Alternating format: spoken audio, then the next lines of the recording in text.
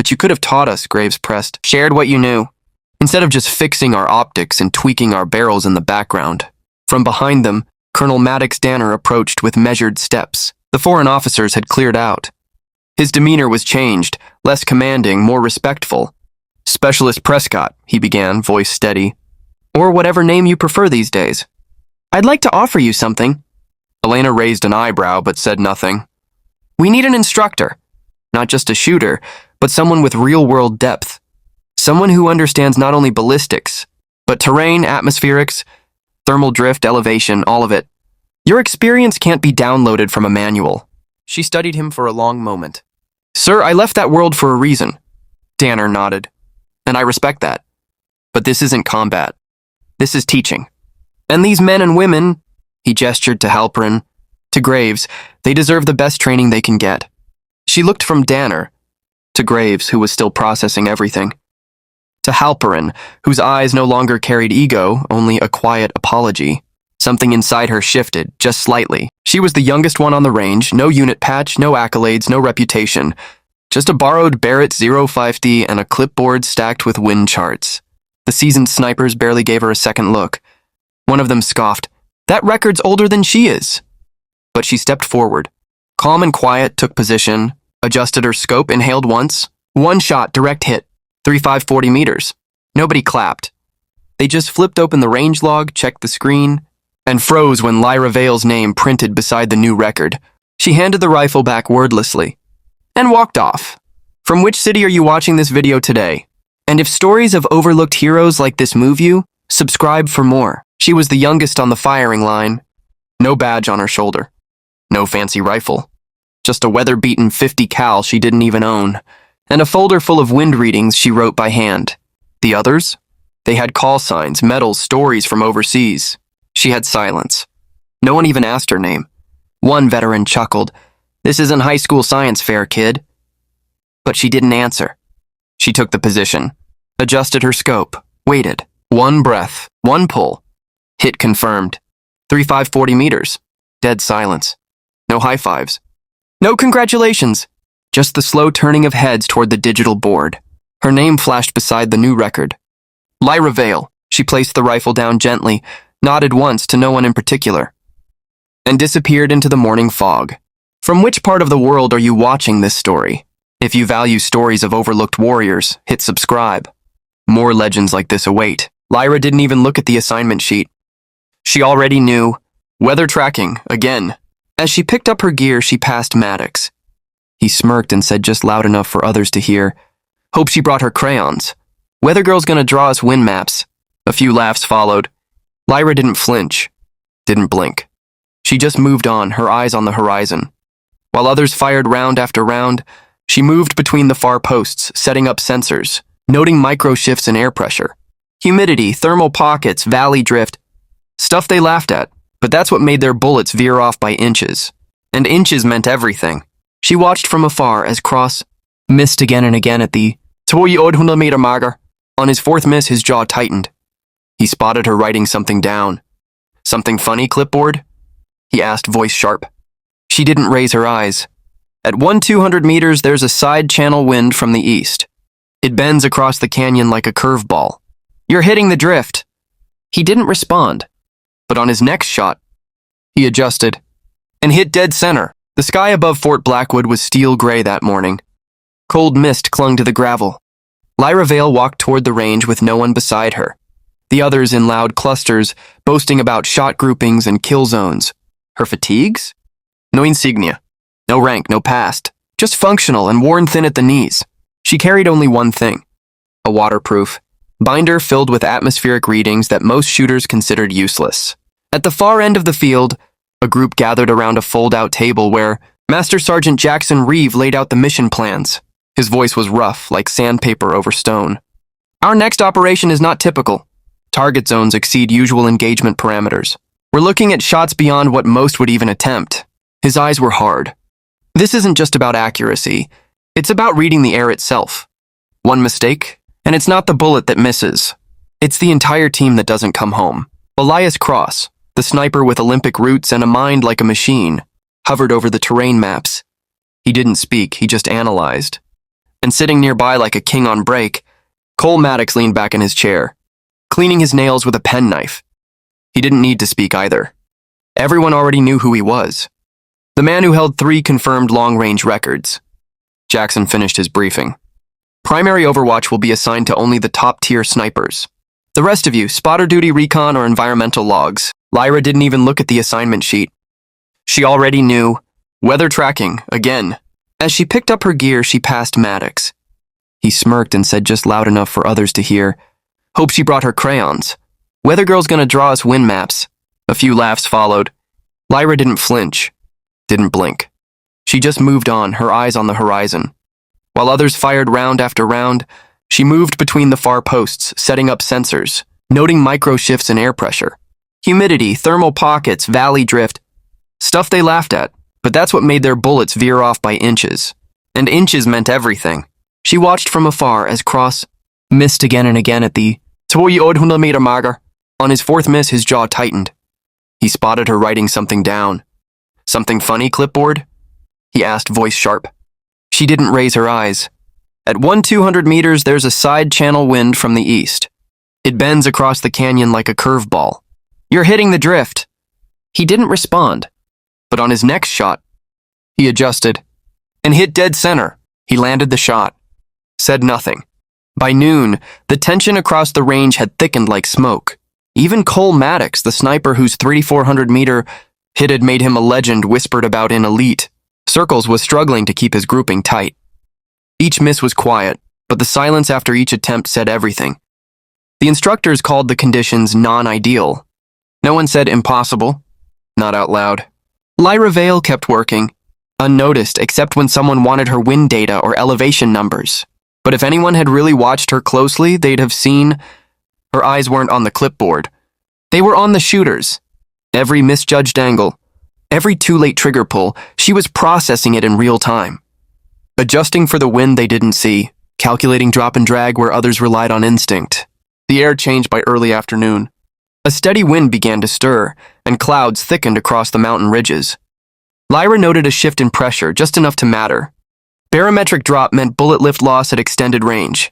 Behind the range, the senior team had gathered by the equipment shed, voices hushed but serious. 3,000 meters minimum, Elias Cross muttered, scanning the elevation charts. In a mountain corridor. Unstable wind. Commander Jackson Reeves stood with arms crossed, watching the horizon like it might shoot first. "The general wants results," he said coldly. "Not attempts. Not theories. A clean kill shot that covers the extraction zone." Maddox leaned on the bench behind them, shaking his head slowly. "You're asking for a golden bullet in hurricane air," he said. "Even I wouldn't bet my record on that distance, not out here." They didn't notice her nearby, but Lyra had heard every word. She was logging wind direction from a portable sensor, head down, expression neutral, but inside, she was already calculating the geometry, adjusting angles, running numbers like a machine.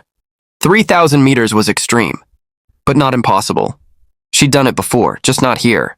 Not under military orders, not where people would ask how a girl with no official sniper designation knew how to land a hit at that range.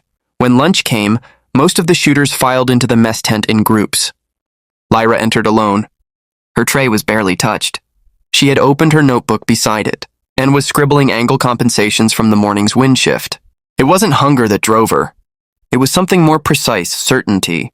She didn't notice Elias Cross until the clatter of his tray across from hers broke her concentration. "That correction earlier," he said flatly. "The crosswind call. How'd you catch it?" Lyra blinked, a little startled by the directness. "The secondary flags rotated opposite to the primaries," she answered quietly. It created a spiral effect just after the 1,500-meter mark. Easy to miss unless you're watching all 3 points. Cross didn't respond right away. He studied her like she was a problem he hadn't solved. "How long have you been attached to this unit?"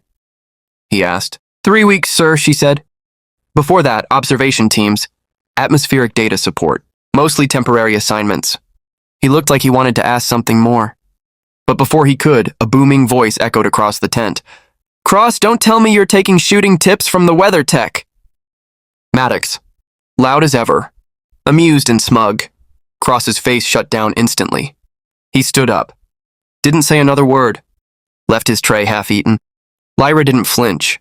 She just turned the page in her notebook and started calculating again, just checking her numbers. Elias Cross muttered before returning to the veterans table. Lyra Vale didn't look up. She flipped another page in her notebook, unfazed. Dismissal was nothing new. She had, in fact, counted on it. Let them overlook her. Let them talk. It gave her room to move in silence. It gave her time. Her father had taught her that before everything went wrong. Before they dragged him away under accusations too complicated for a trial. Before the truth got buried. The afternoon drills started with gear checks and recalibrations. Commander Jackson Reeve reassigned everyone to new lanes. Once again, Lyra was posted at the far edge, isolated, out of the way, tasked with watching wind and logging readings no one valued. As she walked to her station, she heard Maddox's voice drift through the static of voices behind her. Bet she's never fired anything bigger than her sidearm. Laughter followed. They didn't know, but they'd learn. At her outpost, Lyra logged wind patterns as shots echoed downrange. The storm building over the mountains was pushing cold air down into the valley, shifting the barometric pressure with every gust. She could feel it in her bones. The elite shooters struggled. Their groupings widened. Their patience thinned. From her distance, she saw Maddox line up for another attempt at his own record 3,400 meters. He fired. Missed. He tried again. Missed. 6 times in a row. After the final shot, he slammed his fist against the steel rail, eyes burning with frustration. Reeve called a break. The squad gathered near the main station. Their postures rigid, their voices hushed. The tension was growing. Time was running out. Lyra checked her watch. 1 hour left in daylight. 1 hour to prove what she'd come here to do. She packed her instruments with precision, then made her way toward the others. They were stowing their rifles, frustrated, tired. Reeve stood over a tablet, reviewing performance data with a grim frown. Lyra approached him. "Sir," she said clearly, "I'd like to take a practice shot." Silence. Every head turned. Reeve blinked in surprise, then narrowed his eyes. "You ever fire a Barrett 50, Vale?" "Not this version, sir," she answered, calm and direct. Maddox let out a bark of laughter. "You heard her, Reeve. Let the clipboard kid have a turn." Cross, curious rather than mocking, stood up and retrieved his own weapon. "Go ahead," he said, handing it to her. "Just don't scratch it." They gathered, expecting a show. Maybe a laugh before dinner. Certainly not what was coming. Lyra moved with silent purpose. She unrolled her shooting mat in a pattern. None of them had seen optimized, not for regulation, but for wind flow and recoil absorption. Someone murmured, "That's not regulation." She didn't respond. She raised her hand to test wind using a method that seemed half ancient, half science fiction. Then she lowered herself into a position, slightly off textbook, but startlingly grounded. Her breathing slowed. Even Cross noticed how measured it was. Her body stilled. Maddox leaned against a post, smug. That record's older than she is. But Lyra's mind had already cleared. Flashes came uninvited. Her younger self watching her father adjust for spindrift with a twig in the desert. A folded newspaper clipping. A photo she was never meant to find. Record disputed after mission. No. Focus. She centered her weight. Adjusted for pressure drop, humidity gradient, cross-current acceleration. Details no one else factored in. One breath, one squeeze. The report cracked through the air. Then silence. Long, stretched, tense. The radio finally hissed to life. Target confirmed. Center mass hit, distance. 40 meters. Even the voice sounded unsure. Reeve stiffened. Cross scrambled to check the digital feed. Maddox stepped forward, eyes wide. Reeve raised binoculars. There was no mistake. A shot beyond belief, on the worst day the range had seen in weeks. When every top-tier shooter had failed to land even consistent groups. "Confirmed," Cross said at last, barely audible. That's 140 meters past the standing record." Maddox bristled. "No way, lucky shot, fluke, doesn't count." Reeve didn't look at him. "Check the logbook," he said. His tone gave nothing away. But in his eyes, something had shifted. As Elias Cross keyed in the last line of data, the console flashed a prompt. Shooter identification required, full name. Lyra's voice cut through the silence with unshakable clarity. Vale, Lyra M. Everything paused. Commander Jackson Reeve's head jerked up, his sharp eyes narrowing as if the name had slapped him across the face. "Vale? Any relation to Mason Vale?" Lyra didn't flinch. Calmly, she handed the long-range rifle back to Cross and replied softly, "He was my father." It was like a pressure wave hit the room. No one moved. No one breathed. Mason Phantom Vale wasn't just a legend, he was a myth. His world record shot had remained untouched for decades, until he vanished after a top-secret op spiraled into a ghost file. His name was buried, his legacy scrubbed, not even whispered in sniper school halls anymore. From the back, Cole Maddox murmured almost reverently, "The Phantom's daughter." Lyra didn't answer. She picked up her data board, turned, and strode off the range without a single glance back. Her pace was measured, each step carrying the weight of what she'd just unleashed. Only when the facility was out of sight did she let her breath go. Slow. Controlled, deliberate. Her shoulders dropped ever so slightly. That was the hardest part. The truth wasn't just spoken now. It had pierced through a wall of silence decades in the making. Back in her temporary quarters, Lyra sat on the edge of her cot and opened a worn laptop. The screen came to life, revealing confidential files she'd spent years chasing, some acquired legally, others through means that could end her career in shackles. Operation Duskline, the classified mission that dismantled her father's reputation and destroyed everything that followed. She had dissected every detail, reconstructed every scenario. Mason Vale hadn't missed that infamous shot. He had refused to take it. A knock snapped her out of focus. Quickly, she closed the laptop and slipped it beneath her mattress before answering the door. Elias Cross stood there, unreadable. "Commander Reeve wants a word." His eyes scanned her face, like he was trying to trace her features back to someone he once admired. "Now, command center." She gave a single nod. No emotion. No reaction. She had anticipated this moment. This wasn't the end, it was merely the ignition. The command center sat at the heart of the facility, encased in hardened concrete, humming with silence and authority. Reeve was alone, a heavy dossier spread open in front of him. He didn't look up as she entered. "Specialist Vale," he said, stressing the name. Then with a glance at her personnel file, "Or should I say Specialist Marin as your enlistment papers list?" "Both are accurate, sir," Lyra replied. "Marin is my mother's family name. Using altered identification to enlist is a federal violation." "I didn't falsify anything," she countered. "After my father's death, I legally changed my name.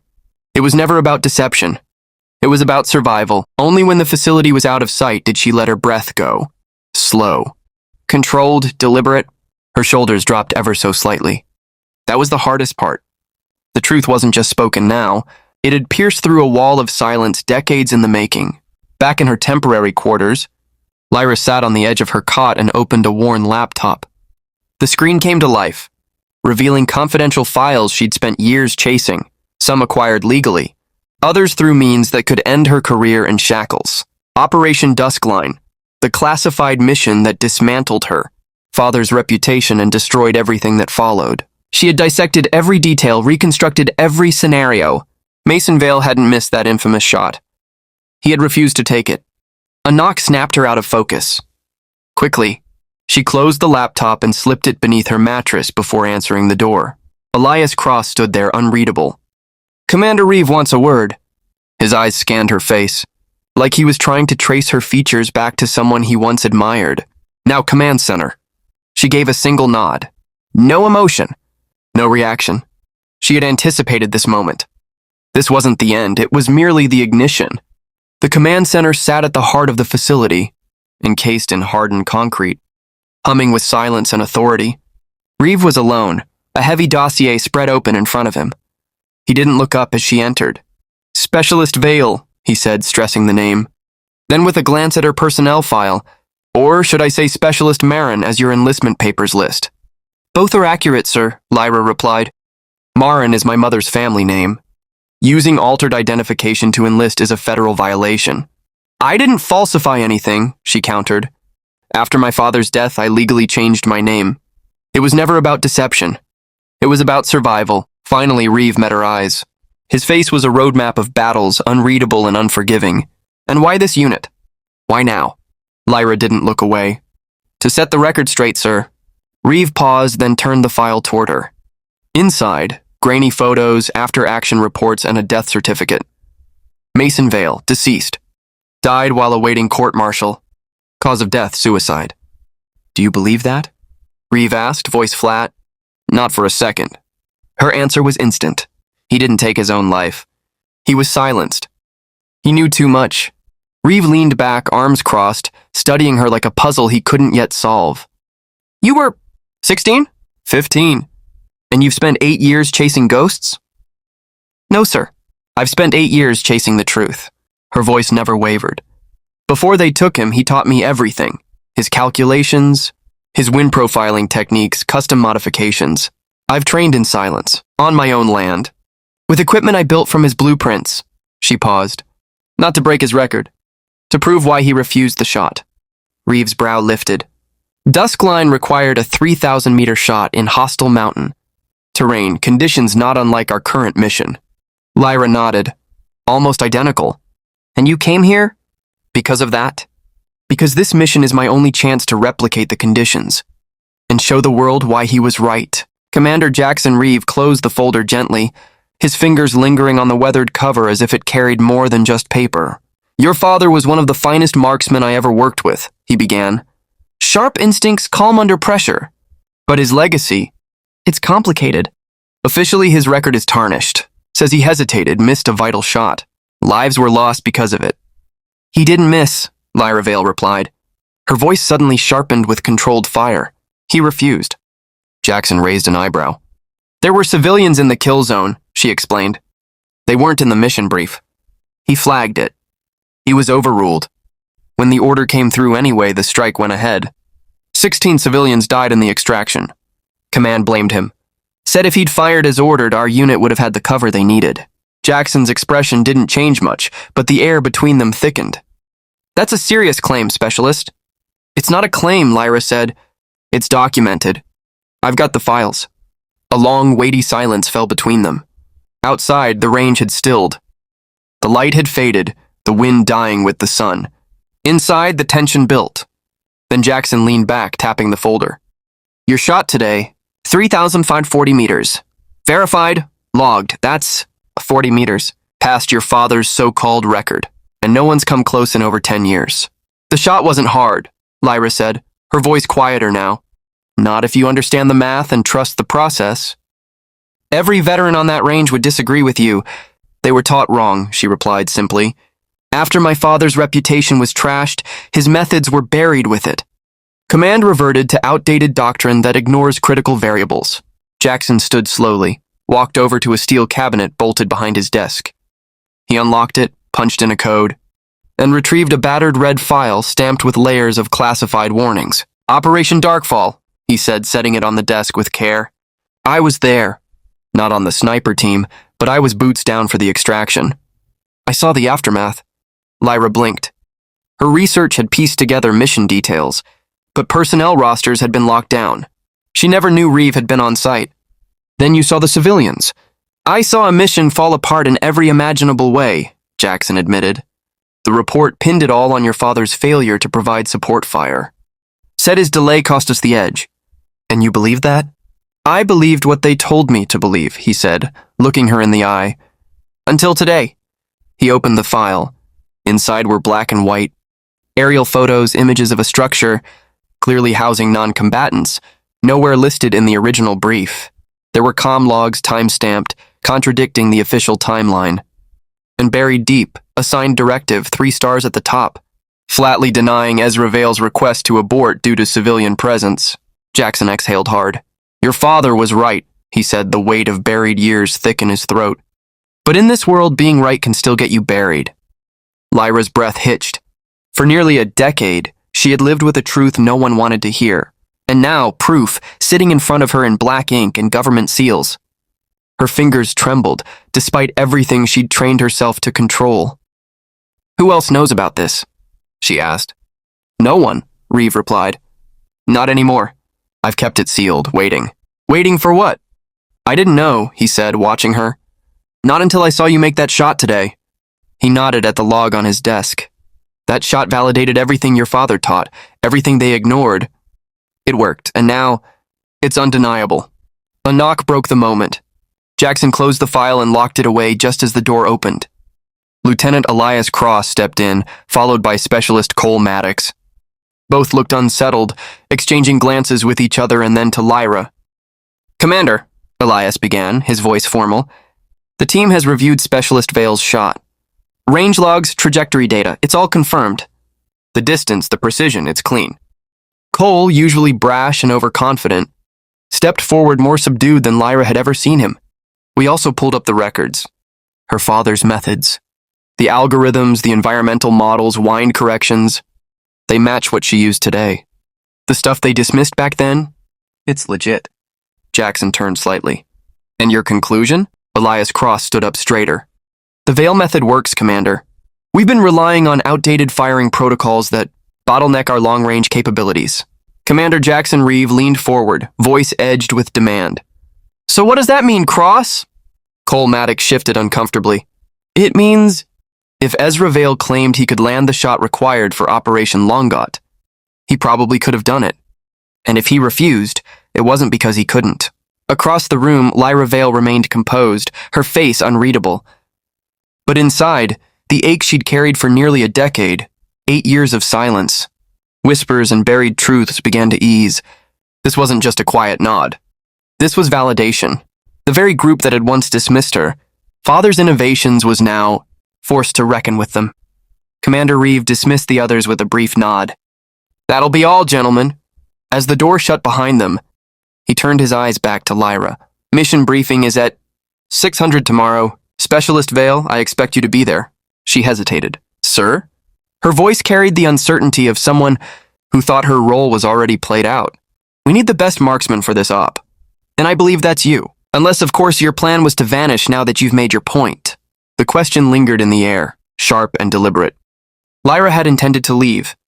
That was the plan all along. Break the record, force them to acknowledge the name Vale, and disappear before anyone could question her presence. Her mission had never included staying. But then came the classified files, the truth about what had been hidden, and the quiet part Reeve had played in shielding her father's legacy instead of burying it. I'll be there, sir, she said at last. 0600. Commander Reeve gave a subtle nod. A rare expression softened his features, something just shy of a smile. Get some sleep, Specialist. Tomorrow you'll be issued a proper rifle. No more borrowed gear. She turned to go, but his voice followed her. Your father would be proud, Lyra, not just of your aim, of your perseverance, of your refusal to let the truth die. Outside, the cold night air pressed in as Lyra made her way across the base toward her quarters. In the distance, the lights of the range flickered dimly. She spotted shadows, personnel still milling about, talking in hushed tones, likely replaying the events of the day. By sunrise, her identity would be common knowledge. Lyra Vale, daughter of Ezra Vale, the forgotten legend, was no longer a mystery. No longer just the clipboard girl. But that changed everything. The secret was out. Now came the real challenge, the one her father had warned about long ago. Earning their attention was the easy part. The hard part was using it, channeling it, turning it into the spark that would ignite long-buried truths. Tomorrow's operation wasn't just a tactical mission. It was a reckoning. A battlefield where bullets and trajectories mattered less than what they stood for. The shot that counted wasn't 3,000 meters away. It was aimed straight at the heart of a legacy rewritten by fear. Dawn crept over the horizon, pale light filtering through the mist-laced ridges of Fort Blackwood. Lyra hadn't slept. Her thoughts churned through the night. Calculations, conversations, files she'd read and couldn't forget. She had come here to right a wrong, to avenge her father's name. But now, standing at the edge of a new chapter, she realized justice wasn't her only burden anymore. Responsibility was. When she stepped into the briefing room, conversation halted. The room quieted, not in suspicion, but in recognition. Eyes tracked Lyra Vale as she stepped quietly into the briefing room, settling into an empty seat near the rear. But Commander Jackson Reeve didn't let her linger in the shadows. Specialist Vale will assume primary overwatch for today's mission, he said, his voice cutting through the quiet like a blade. Lieutenant Cross will handle secondary support. A beat of stunned silence followed. Cole Maddox, who had assumed the lead role would be his, tensed visibly, though he kept his mouth shut. Around the room, glances were exchanged, surprise flickering in the soldiers' eyes before professionalism masked it. Commander Reeve turned toward the wall-mounted tactical screen, activating the display. Satellite visuals of a jagged mountain range lit up the room. Extraction Point Alpha is here, he said, pointing to a narrow valley nestled between peaks. Our team needs suppressive coverage from this ridge. 3 200 meters out. What's the forecast? Lyra asked, already scanning the map's terrain contours. Mountain conditions are unstable. Wind shear is unpredictable. Pressure's falling. Light rain's possible, Reeve replied, locking eyes with her. Not unlike yesterday, only this time it's live fire. She nodded. Standard retrieval procedure? Package pickup at 1500 hours. They'll need a clean approach and retreat. That means eliminating threats from these 3 positions. He marked a triangle on the map surrounding the LZ. Lyra assessed angles and visibility in her head. I'll need high ground with full visual access to all 3. Already located, Lieutenant Elias Cross said, stepping forward to highlight a rocky outcropping on the screen. Line of sight's clear. Natural concealment. It's your best vantage. As the briefing unfolded, Lyra took in every word with steady focus. This wasn't just a mission. It was a battlefield trial of her father's shooting system, the very methodology the military had dismissed and buried along with his name. By the time Commander Reeve dismissed them, the team dispersed to prep gear in silence thick with anticipation. Outside the room, Lyra was approached by Maddox. The swagger he'd worn like armor was gone. Vale, he said quietly, for the first time using her actual name. I need to say something. She turned, expression unreadable. I've said things about your dad, about you. I was wrong. You believed what they taught you, she replied, calm but not unkind, echoing what Reeve had said the night before. He extended a hand. Good luck out there today. She shook it. The arrogance in his eyes had been replaced by something unfamiliar, respect. It wasn't why she'd come, but still, it settled something in her chest. At the armory, Lyra was handed her weapon, a freshly minted Barrett .50 caliber, precision-engineered with next-gen optics and stabilizers. No more borrowed gear, no more makeshift tools. This time, she was being trusted not just with a weapon, but with a legacy. She ran her fingers along the cool metal of the rifle, adjusting the scope and grip until it felt like an extension of her arm. It was a newer model than she had trained on, sleek, finely tuned, and almost untouched. But the fundamentals hadn't changed. A weapon, no matter how advanced, still obeyed the same rules. Lyra Vale had spent years mastering those rules. Elias Cross stepped up beside her at the range, watching in quiet interest as she lined up her shot. The crack of the rifle echoed sharply as another tight cluster of holes appeared near the bullseye. 1,000 meters out, Cross raised an eyebrow. Your technique, he said, it's unconventional. Lyra didn't flinch. It's not by the book, she replied calmly. But the book only covers what most shooters can handle. My father studied long-range ballistics obsessively, thousands of shots. He found variables the manuals barely mention.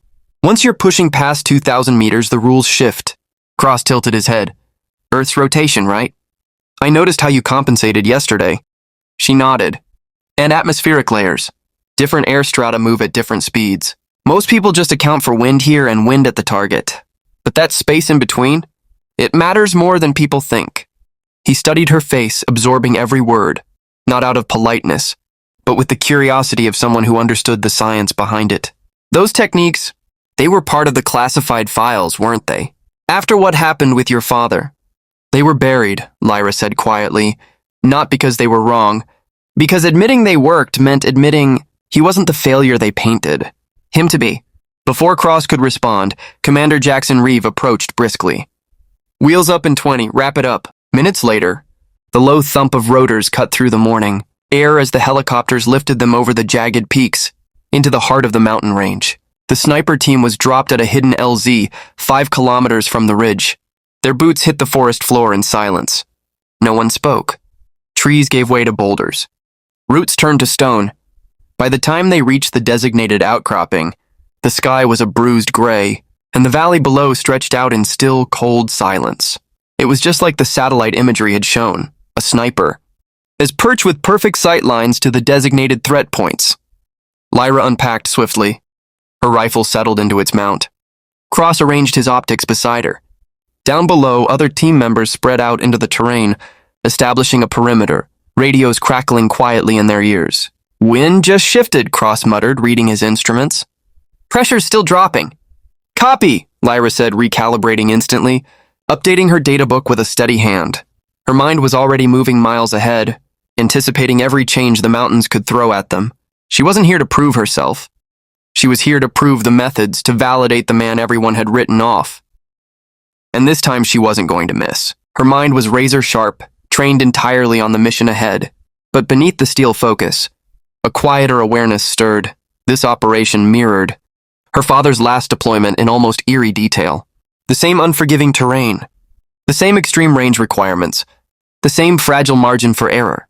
"Extraction team reports ready for insertion," came Commander Jackson Reeves' voice over comms. "Stand by for final authorization." As they waited, Elias Cross kept his gaze on her, observing her through his binoculars with a different kind of focus. "You didn't come just to prove yourself, did you?" Lyra didn't look away. "No, I came because I knew this mission was coming. I recognized the setup." "Recognized it how?" "Because it's nearly identical to Operation Longshot," she said quietly. "Same requirements, same tactical footprint. I've been watching for this for years." "You tracked it?" Cross asked, surprised. She nodded once. 8 years. Every op that even resembled my father's final mission, I studied them. When this unit got the call, I knew. It wasn't a coincidence. Before he could respond, static crackled in their earpieces. "All units, mission is green. Repeat, mission is green. Extraction team moving in." Through her scope, Lyra watched the extraction squad descend into the valley. Their movement was seamless, well coordinated. A perfect execution from the ground. But through her elevated optics, she saw what they could not, figures in the tree line. Not enemy combatants, civilians. "Elias," she said softly, keeping her eye in the scope. "Northeast quadrant. Grid 4-5, do you see what I see?" She nodded once. 8 years. Every op that even resembled my father's final mission, I studied them. When this unit got the call, I knew. It wasn't a coincidence. Before he could respond, static crackled in their earpieces. "All units, mission is green. Repeat, mission is green. Extraction team moving in." Through her scope, Lyra watched the extraction squad descend into the valley. Their movement was seamless, well coordinated. A perfect execution from the ground. But through her elevated optics, she saw what they could not, figures in the tree line. Not enemy combatants, civilians. "Elias," she said softly, keeping her eye in the scope. "Northeast quadrant. Grid 045, do you see what I see?" He refocused quickly, then gave a clipped nod. "Confirmed. Civilians, 6, maybe more." That wasn't in the briefing. Lyra's pulse ticked up. This wasn't just familiar, it was the exact nightmare scenario that had destroyed her father's life. "Command, this is Overwatch," she said steadily into her mic. "We have unauthorized civilian presence in Target Zone 1, requesting confirmation." A pause, then, "Overwatch Command here. Satellite data confirms 0 civilian presence. Proceed as planned." She and Cross locked eyes. They both knew. This was the same denial her father faced. "Command, with respect, I have visual confirmation of non-combatants at the specified coordinates. I strongly advise delaying fire until area is clear." A longer silence. Then the order came again, sharper. "Negative, Overwatch. No delay authorized. Targets must be neutralized. Extraction team is exposed." "That's an order." Lyra stared through the scope, finger hovering over the trigger. The shot was clean, achievable. She could do it. But the blast radius would reach the civilians, just like before. And then, as if summoned from memory, her father's voice echoed in her mind. "The hardest shot isn't the longest one. It's the one where you decide not to pull the trigger." Her mind was razor sharp, trained entirely on the mission ahead. But beneath the steel focus, a quieter awareness stirred. This operation mirrored her father's last deployment in almost eerie detail. The same unforgiving terrain, the same extreme range requirements, the same fragile margin for error. "Extraction team reports ready for insertion," came Commander Jackson Reeves' voice over comms. "Stand by for final authorization." As they waited, Elias Cross kept his gaze on her, observing her through his binoculars with a different kind of focus. "You didn't come just to prove yourself, did you?" Lyra didn't look away. "No, I came because I knew this mission was coming. I recognized the setup." "Recognized it how?" "Because it's nearly identical to Operation Longshot," she said quietly. "Same requirements, same tactical footprint. I've been watching for this for years." "You tracked it?" Cross asked, surprised. She nodded once. 8 years. Every op that even resembled my father's final mission, I studied them. When this unit got the call, I knew. It wasn't a coincidence. Before he could respond, static crackled in their earpieces. All units, mission is green. Repeat, mission is green. Extraction team moving in. Through her scope, Lyra watched the extraction squad descend into the valley. Their movement was seamless, well coordinated. A perfect execution from the ground. But through her elevated optics, she saw what they could not, figures in the tree line. Not enemy combatants, civilians. Elias, she said softly, keeping her eye in the scope. Northeast quadrant. Grid 4-5, do you see what I see? She nodded once. 8 years. Every op that even resembled my father's final mission, I studied them. When this unit got the call, I knew. It wasn't a coincidence. Before he could respond, static crackled in their earpieces. All units, mission is green. Repeat, mission is green. Extraction team moving in. Through her scope, Lyra watched the extraction squad descend into the valley. Their movement was seamless, well coordinated. A perfect execution from the ground.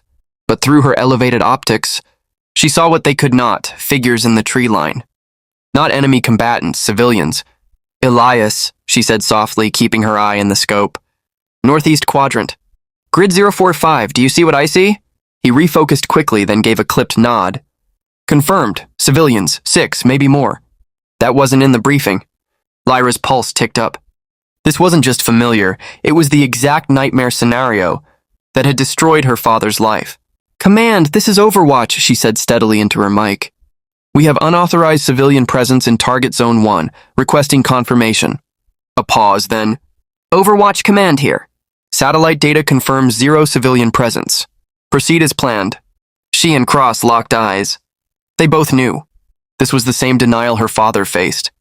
Command, with respect, I have visual confirmation of non-combatants at the specified coordinates. I strongly advise delaying fire until area is clear. A longer silence. Then the order came again, sharper. Negative, Overwatch. No delay authorized. Targets must be neutralized. Extraction team is exposed. That's an order. Lyra stared through the scope, finger hovering over the trigger. The shot was clean, achievable. She could do it. But the blast radius would reach the civilians. Just like before. And then, as if summoned from memory, her father's voice echoed in her mind. The hardest shot isn't the longest one. It's the one where you decide not to pull the trigger. Overwatch, confirm receipt, Command pressed. She exhaled slowly. Command, this is Overwatch, declining the shot. Civilians are present, requesting alternate engagement options. The channel exploded with reprimands, but Lyra had already taken her finger off the trigger. Beside her, Cross looked stunned. You know what this means? Yeah, she said. It means I did what my father did. I made the right call. They'll try to court-martial you. Maybe, she glanced at him.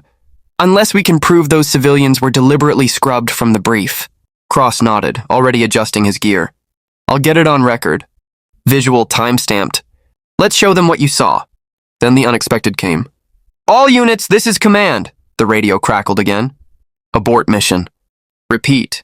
Mission is aborted. Extraction team, fall back to insertion point immediately. Lyra blinked. That wasn't how it had gone for her father. He'd been overruled and blamed for the consequences. This time was different. The hike back was silent and tense. She expected cuffs waiting at the landing zone. Instead, Commander Reeves stood there alone. Sir, she began formally, preparing to accept disciplinary action. Save it, Specialist Vale, he said sharply. Then his tone softened. You were right. Satellite pass came through 5 minutes after your warning. Civilians were present. They weren't supposed to be, but they were. Relief hit her like a wave, but suspicion wasn't far behind. Reeve nodded grimly. Same thing as before. Except this time we had proof. And someone brave enough to challenge protocol. Because of you, Cross added. Because you made the same call your father did. But this time, Reeve finished, we listened. And no one died. Back at Fort Blackwood, a different kind of reception awaited. Word had spread about the mission abort, the defiance of orders, and the eventual confirmation of her sighting. Soldiers who once dismissed her now regarded her with cautious respect. In Reeves' office, declassified files from Operation Longshot sat beside fresh reports from today. The parallels were impossible to ignore. We're reopening the case, Reeves said. With your report and Cross's footage, we have what we need to prove your father was right and that he was framed to protect someone else's decision. Lyra stood straight, eyes burning with unshed tears. 8 years of silence, of planning, of waiting, And it had led to this. General Hayward signed off on the original operation, Reeve added. He's now pushing to clear your father's record. Self-preservation, maybe. But it gets the job done. No one wants to be wrong twice, Cross muttered. Or on the wrong side of a congressional inquiry, Reeve agreed. Either way, your father's name will be restored. His methods will be formally adopted, and his record will finally be complete. The next morning, the unit stood assembled in dress uniforms at the memorial wall. The fallen were remembered here, their names carved in stone. There had once been a plaque bearing Ezra Vale's name. It had been removed, but now it was back. Commander Reeve approached Lyra, offering her a small box. Inside was a medal, stripped from her father's. Record long ago and a faded unit patch. He used to say, Reeve murmured, that shooting wasn't about taking lives. It was about guarding them. Lyra stepped forward. Her hand touched the newly engraved name, Ezra Vale. The stone was cold, but the truth in it warmed her. Your shot wasn't just a record, Reeve said behind her. It was justice. The morning sun caught the tears Lyra finally allowed herself. In her hand was a weathered photograph of the man who had taught her everything, who had taught her that the most important shot was the one you chose not to take.